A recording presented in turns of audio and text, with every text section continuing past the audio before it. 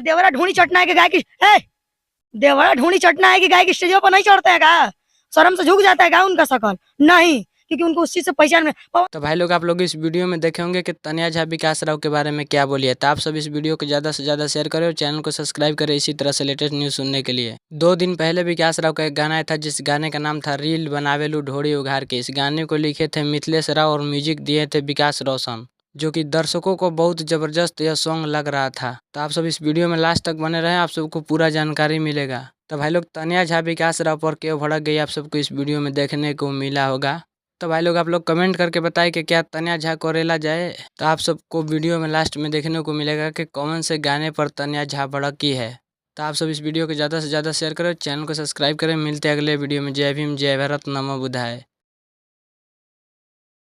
Video बनावा तारो ढूंढिया घर के।